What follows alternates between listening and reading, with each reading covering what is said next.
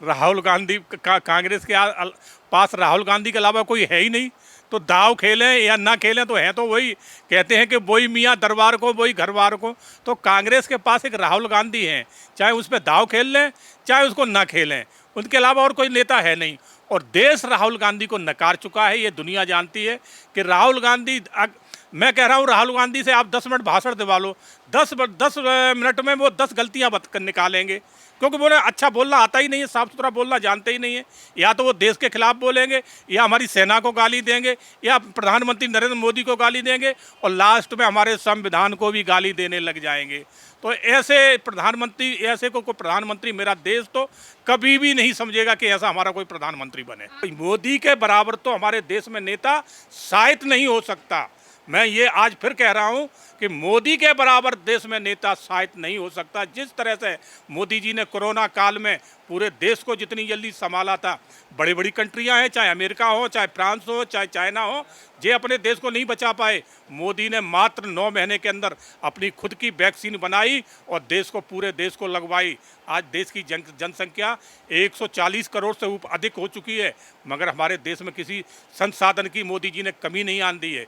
स्थिति जैसी है वैसी बना के रखी है, महंगाई बढ़ने नहीं दी है। ये लोग हैं, ये तो कहते रहेंगे, ये तो सत्ता के लालच में कितना झूठ बोलते हैं, सुबह से शाम तक इनका झूठ बोलने के अलावा कोई काम ही नहीं है। सर, कर्नाटका में कांग्रेस की जीत के बाद आज कांग्रेस के नेता लगातार बड़े बयान दे रहे हैं और कह रहे हैं कि इस जीत के बाद 2024 में काफी अच्छा असर पड़ने वाला है और कांग्रेस जो है वो मेजॉरिटी 2024 यानी कि लोकसभा चुनावों पर भी लेकर आएगी। तो जो कर्नाटका में बीजेपी तो मिडिल में रही है, पर जिस तरीके से जीत हुई है और जो बयान दिए जा रहे हैं, इन्हें कैसे देख रहे हैं?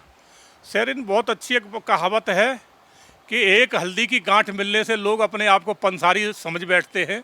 तो वही आज कांग्रेस का हाल है कि वहाँ एक राज्य में अगर जीत मिल गई तो वो अपने आप को जो है ना राष्ट्रीय सपने देखने लगे। आज ना उनके पास कोई नेता है और ना नीति है कांग्रेस पे नेता कोई सिंगल नहीं बचा है राहुल गांधी के अलावा, प्रियंका के अलावा। और नीति उनके पास अच्छी है नहीं, जो देश के प्रति कोई अच्छी नीति हो। जब भी अगर कोई नीति बनाते हैं वो हिंदू मुस्लिम को आगे करके बनाते हैं, तो यहीं से पता चल जाता है उनकी नीति क्या है। हाँ, इतना ज़रूर कहूँगा कि कर्नाटक में अगर भारतीय जनता पार्टी की हार हुई है तो कहीं ना कहीं वहाँ हमारी रणनीति में कोई कमी रही है। हम उस रणनीति में ठीक से वहाँ अपनी बना नहीं पाए। और सबसे बड़ी बात है कि जो प्रधानमंत्री ने जो योजना चलाई थी केंद्र की, वो हमारे क्षेत्रीय नेता थे वहाँ, जो आम जनता को समझाना चाहिए तो समझा नहीं पाए, इसलिए हमारी वहाँ सरकार बनते बनते रह गई है। जबकि इंफ्रास्ट्रक्चर और वहाँ पर जिस तरह से हमने रोडों का जाल बिछाया है, मेडिकल कॉलेज बनाए, इंजीनियर कॉलेज बनाए, आम जनता का जो ख्याल रखा है कर्नाटक में, वो सर, राहुल गांधी पे दाव खेलने की बात कर रही है 2024 में। राहुल गांधी कांग्रेस के पास राहुल गांधी के अलावा कोई है ही नहीं। तो दाव खेलें या ना खेलें तो है तो वही, कहते हैं कि वही मियाँ दरबार को वही घरबार को। तो कांग्रेस के पास एक राहुल गांधी हैं, चाहे उस पर दाव खेल लें चाहे उसको ना खेलें, उनके अलावा और कोई नेता है नहीं। और देश राहुल गांधी को नकार चुका है, ये दुनिया जानती है कि राहुल गांधी, मैं कह रहा हूँ राहुल गांधी से आप 10 मिनट भाषण दिवा लो, 10 मिनट में वो 10 गलतियाँ निकालेंगे, क्योंकि वो अच्छा बोलना आता ही नहीं है, साफ सुथरा बोलना जानते ही नहीं है। या तो वो देश के खिलाफ बोलेंगे, या हमारी सेना को गाली देंगे, या प्रधानमंत्री नरेंद्र मोदी को गाली देंगे, और लास्ट में हमारे संविधान को भी गाली देने लग जाएंगे। तो ऐसे को कोई प्रधानमंत्री मेरा देश तो कभी भी नहीं समझेगा कि ऐसा हमारा कोई प्रधानमंत्री बने। सर, अगर कभी काफ़ी और राज्यों की बात करें, जिसमें शिमला यानी कि हिमाचल प्रदेश से लेकर राजस्थान, कर्नाटका, काफ़ी ऐसे राज्य हैं जहां हर बार जब चुनाव होते हैं तो अलग सरकार आती है, और उन्हीं में से एक है कर्नाटका। और आज अगर कर्नाटका में पहले बीजेपी की सरकार थी और अब अगर कांग्रेस की जीत हुई है, तो संजय राउत जो कि महाराष्ट्र से आते हैं, वो तो ये तक कह रहे हैं कि अब मोदी लहर जो है वो ख़त्म हो चुकी है, जिसका प्रभाव बीजेपी को 2024 में देखने के लिए मिलेगा।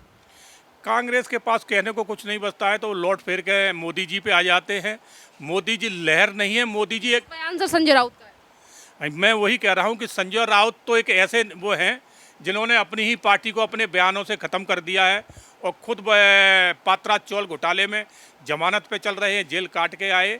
तो ऐसे ये बड़ बोले नेता हैं, ये कुछ भी कह देते हैं। इनके वक्तव्य में कोई वजनदारी नहीं होती, और ना ही जनता इन्हें कोई ज़्यादा उससे लेती है। तो इनकी कोई मैं बात नहीं मानता। और रही बात ये कि मोदी लहर नहीं, मोदी तो तूफान है, आंधी है।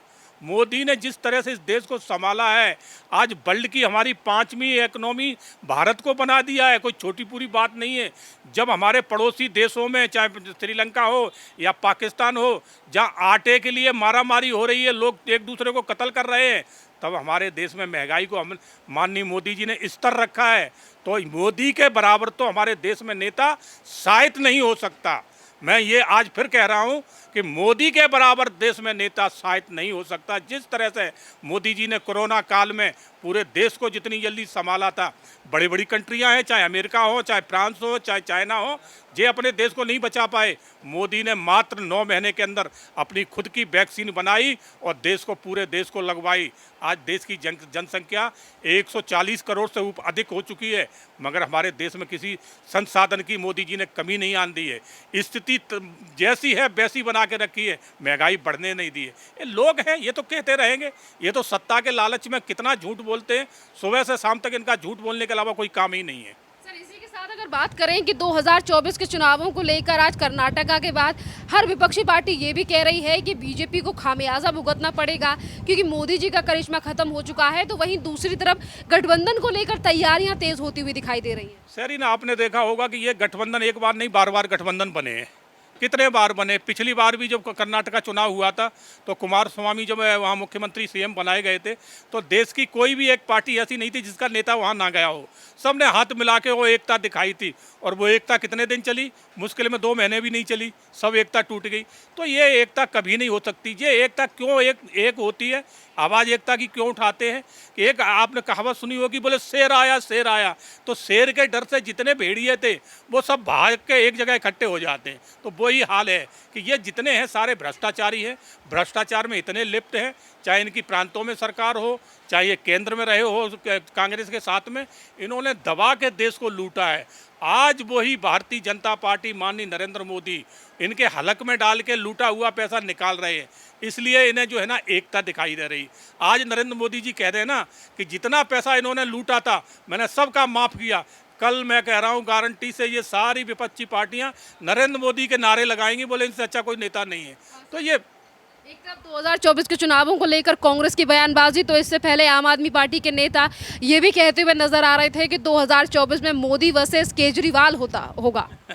केजरीवाल पहले अपनों को जेल से तो बचा लें, जेल जाने की तैयारी में खड़े हैं। जिस तरह से वो भ्रष्टाचार में लिप्त है, 105 करोड़ रुपए उन्होंने अपने बंगले में लगाया इनॉग्रेशन में, उसका भी जवाब उन्हें देना है, अभी बचेंगे नहीं उससे।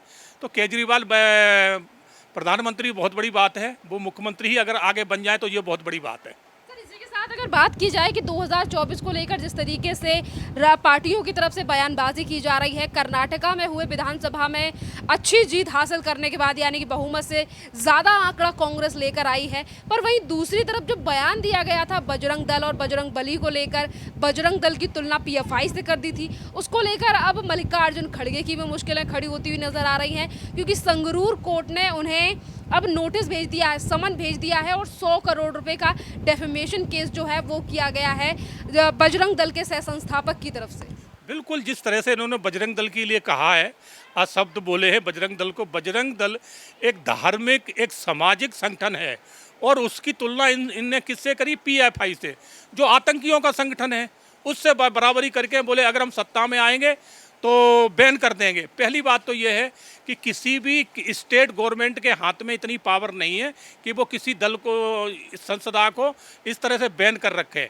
ये केंद्र के हाथ में ही होता है। केंद्र भी तब करती है जब उसके खिलाफ पूर्ण सबूत मिल जाते हैं। तो ये तो उन्होंने झूठ फैलाया था एक समुदाय विशेष का वोट लेने के लिए, और वो समुदाय विशेष इस बात से इनकी तरफ पूरा चला गया। दूसरी तरफ एक बात मैं आपको और बहुत अच्छी बात बताना चाहूँगा कि जो कर्नाटक में है, भारतीय जनता पार्टी का जो कोर वोट बैंक था वो 1% भी कहीं नहीं गया है, पूर्ण जितना था उतना ही रहा है। हाँ, 6% वोट अगर कांग्रेस का बढ़ा है तो वो जेडीएस का कम हुआ है, वो इनको मिला है, उसी के वजह से इनकी जीत हो गई। वो वोट हमारे तरफ ना आके वो कांग्रेस में चला गया, तो उससे कांग्रेस ने वहाँ जीत हासिल की है। बाकी कर्नाटक में हमारा वोट 1% भी इधर से उधर नहीं हुआ है। वहाँ पे कर्नाटका में अभी कांग्रेस की सरकार बनने में भी डिफिकल्टीज नजर आ रही हैं, जिस तरीके से अंतरकलह कांग्रेस में है। तो क्या बीजेपी कुछ रास्ता देख रही है उसमें? जिस तरीके से पहले भी आर अशोक ने कहा था कि अगर मेजोरिटी नहीं आती है तो हम अपना ऑपरेशन चलाएंगे।